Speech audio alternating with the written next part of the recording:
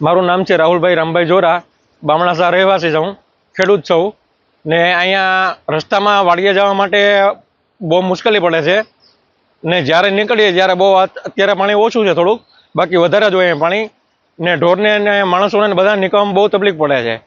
તો આ રસ્તા ઊંચા થાય એવી અમારી માંગ છે સરકારને. ગામમાં ફરતીમેર પાણી છે નહીં ને ફરતીમેર જ છે પાણી, ગામમાં પાણી નથી.